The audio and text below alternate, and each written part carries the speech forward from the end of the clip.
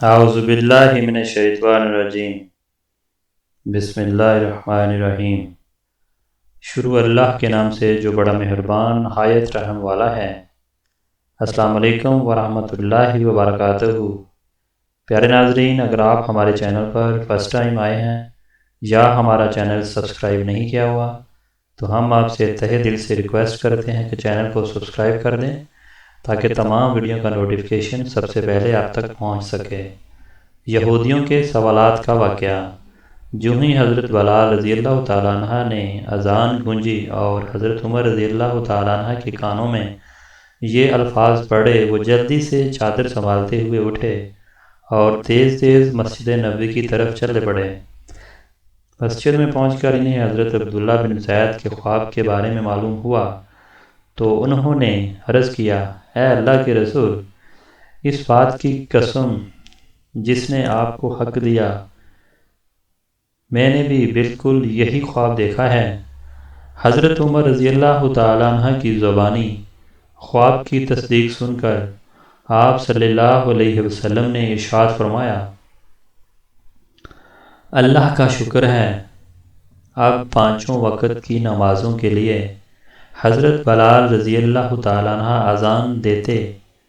ان 5 نمازوں کے علاوہ کسی موقع پر لوگوں کو جمع کرنا ہوتا، مثلا سورج گرہن اور چاند گرہن ہو جاتا یا بارش طلب کرنے کے لیے نماز پڑھنا ہوتی تو وہ صلاۃ جامعہ کہہ کر اعلان فرماتے۔ اس طرح نبی اکرم صلی اللہ علیہ وسلم کے زمانے تک حضرت بلال رضی اللہ تعالیٰ عنہ مؤذن رہے۔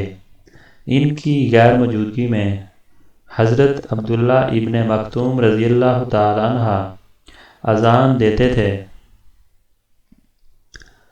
حضرت صلی اللہ علیہ وسلم کے ظہور سے پہلے مدینہ منورہ کے یہودی قبیلہ اوس اور قبیلہ خزرج کے لوگوں سے یہ کہا کرتے تھے، بہت جلد ایک نبی ظاہر ہوں گے، ان کی ایسی ایسی صفات ہوں گی، یعنی حضور صلی اللہ علیہ وسلم کی نشانیاں بتاتا کرتے تھے، ہم ان کے ساتھ مل کر تم لوگوں کو سابقہ قوموں کی طرح تہس نہس کر دیں گے، جس طرح قوم عاد اور قوم ثمود کا تباہ کیا گیا،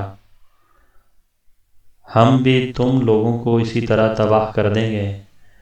جب نبی پاک صلی اللہ علیہ وسلم کا ظہور مبارک ہو گیا تو یہی یہود حضور پاک صلی اللہ علیہ وسلم کے خلاف ہو گئے اور سازشیں کرنے لگے۔ جب اوس اور خزرج کے لوگ اسلام کے دامن میں آ گئے تو بعض صحابہ نے ان یہودیوں نے کہا، اے یہودو، تم تو ہم سے کہا کرتے تھے کہ ہم ایک نبی ظاہر ہونے والے ہیں، ان کی ایسی ایسی صفات ہوں گی، ہم ان پر ایمان لا کر تم لوگوں کو تباہ برباد کر دیں گے، لیکن اب جب کہ ان کا ظہور ہو گئی ہے تو تم ان پر ایمان کیوں نہیں لاتے؟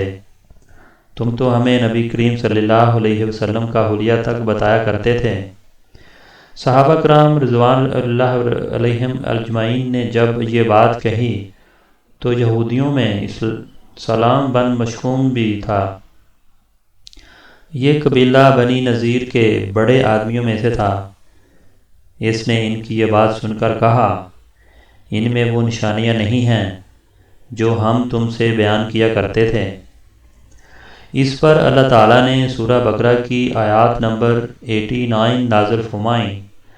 ترجمہ: اور جب انہیں کتاب پہنچی، یعنی قرآن، جو اللہ تعالیٰ کی طرف سے ہے اور اس کی بھی تصدیق کرنے والی ہے جو پہلے سے ان کے پاس ہے، یعنی تورات، حالانکہ اس سے پہلے وہ خود اس نبی پاک کے وسیلے سے کفار کے خلاف اللہ سے مدد کرتے تھے، پھر وہ چیز آ پہنچی جس کی وہ خود جانتے پہچانتے تھے، یعنی حضور پاک صلی اللہ علیہ وسلم کی نبوت، تو اس طرح کا صاف انکار کر بیٹھے، بس اللہ کی مار ہوا ایسا کافروں پر۔ اس بارے میں ایک روایت میں ہے کہ ایک رات حضور نبی کریم صلی اللہ علیہ وسلم نے یہودیوں کے ایک بڑے سردار مالک بن سیف سے فرمایا، میں تمہیں اس ذات کی قسم دے کر پوچھتا ہوں کہ جس نے موسیٰ علیہ السلام پر تورات نازل فرمائی، کیا تورات میں یہ بات موجود ہے کہ اللہ تعالیٰ موٹے تازے جبر یعنی یہودی راہب سے نفرت کرتا ہے؟ کیونکہ تم بھی ایسے ہی موٹے تازے ہو، تم وہ مال کھا کھا کر موٹے ہوئے ہو جو تمہیں یہودیوں لا کر دیتے ہیں۔ یہ بات سن کر مالک بن سیف بگڑ گیا اور بول اٹھا، اللہ تعالیٰ نے کسی بھی انسان پر کوئی چیز نہیں اتاری۔ گویا اس طرح اس نے خود حضرت موسیٰ علیہ السلام پر نازل ہونے والی کتاب تورات کا بھی انکار کر دیا، اور ایسا صرف جنجاہٹ کی وجہ سے کہا۔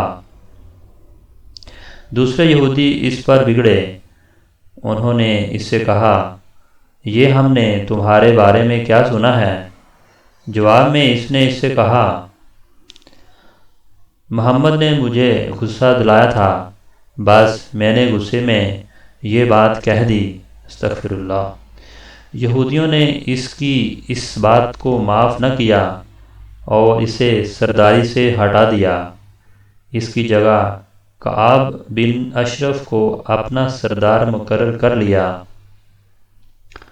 اب یہودیوں نے حضور اکرم صلی اللہ علیہ وسلم کو تنگ کرنا شروع کر دیا، ایسے سوالات پوچھنے کی کوشش کرنے لگے جن کے جوابات ان کے خیال میں آپ صلی اللہ علیہ وسلم نہ دے سکیں گے۔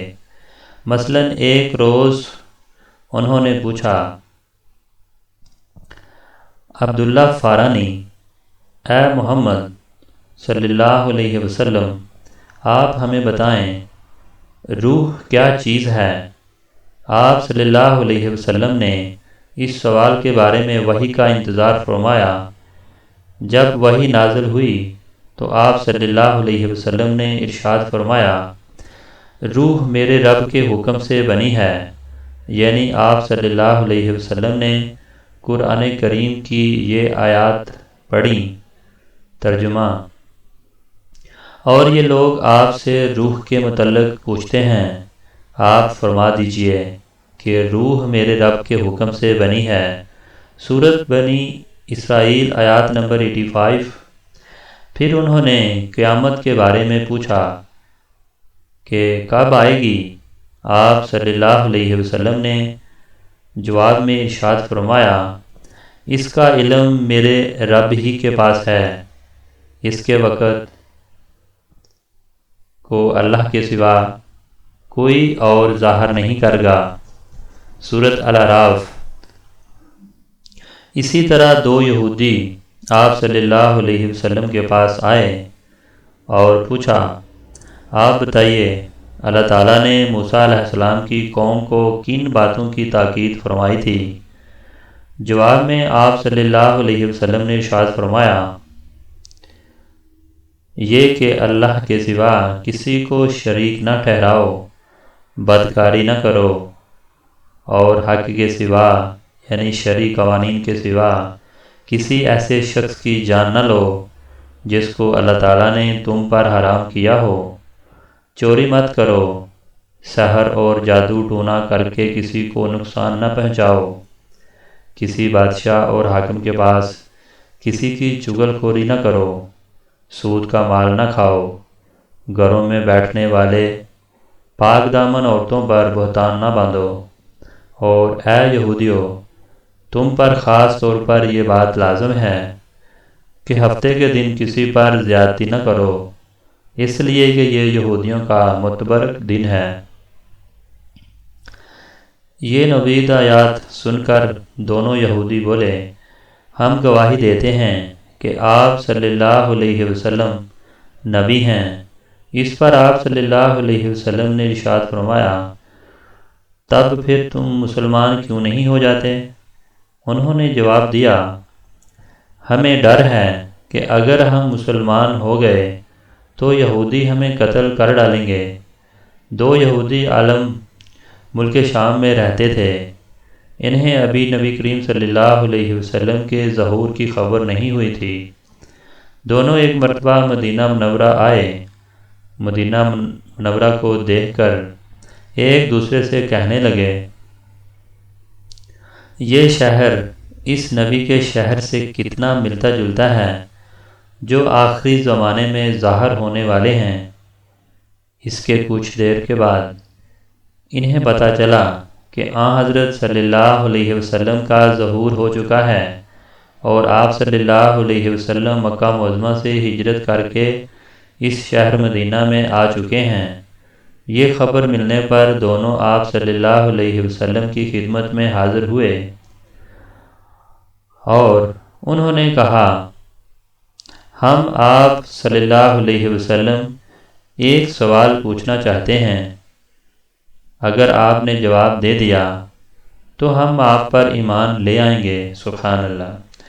آپ صلی اللہ علیہ وسلم نے ارشاد فرمایا، جی پوچھو، کیا پوچھنا چاہتے ہو؟ تو انہوں نے کہا، ہمیں اللہ کی کتاب میں سب سے بڑی گواہی اور شہادت کے متعلق بتائیے۔ ان کے سوال پر سورہ آل عمران کی آیات نمبر 19 نازل ہوئیں۔ آپ صلی اللہ علیہ وسلم نے وہ ان کے سامنے تلاوت فرمائی۔ ترجمہ: اللہ نے اس کی گواہی دی ہے کہ سوائے اس کی ذات کے کوئی معبود ہونے کے لائق نہیں، اور فرشتوں نے بھی اور اہل علم نے بھی گواہی دی ہے، اور وہ اس شان کے مالک ہیں کہ اعتدال کے ساتھ انتظام کو قائم رکھنے والے ہیں۔ ان کے سوا کوئی معبود ہونے کے لائق نہیں، وہ زبردست ہیں، حکمت والے ہیں۔ بلا شبہ دین حق اور مقبول اللہ تعالیٰ کے نزدیک صرف اسلام ہے۔ یہ آیات سن کر دونوں یہودی اسلام لے آئے۔ سبحان اللہ۔ اسی طرح یہودیوں کے ایک اور بڑے عالم تھے، ان کا نام حسین بن سلام تھا۔ یہ حضرت یوسف علیہ السلام کی اولاد میں سے تھے۔ ان کا تعلق قبیلہ بنی کنکنا سے ہے۔ جس روز آپ صلی اللہ علیہ وسلم ہجرت کر کے حضرت ابو ایوب انصاری کی رضی اللہ تعالیٰ عنہ کے گھر میں رہائش پذیر ہوئے، یہ اسی روز آپ صلی اللہ علیہ وسلم کی خدمت میں حاضر ہوئے۔ جو ہی انہوں نے آپ صلی اللہ علیہ وسلم کا چہرہ مبارک دیکھا، فوراً سمجھ گئے کہ یہ چہرہ کسی جھوٹے کا نہیں ہو سکتا۔ پھر جب انہوں نے آپ صلی اللہ علیہ وسلم کا کلام سنا تو فوراً پکار اٹھے، میں گواہی دیتا ہوں کہ آپ سچے ہیں اور سچائی لے کر آئے ہیں۔ پھر ان کا اسلامی نام آپ صلی اللہ علیہ وسلم نے عبداللہ بن سلام رکھا۔ اسلام قبول کرنے کے بعد یہ اپنے گھر گئے، اپنے اسلام لانے کی تفصیل گھر والوں کو سنائی تو وہ بھی اسلام لے آئے اور وہ بھی مسلمان ہو گئے۔ سبحان اللہ، سبحان اللہ۔ ناظرین، اگر آپ کو ہماری ویڈیو اچھی لگی تو پلیز ہماری ویڈیو کو لائک کریں، شیئر کریں، چینل پہ نیا ہے تو چینل کو سبسکرائب کر دیں۔ Thanks for watching.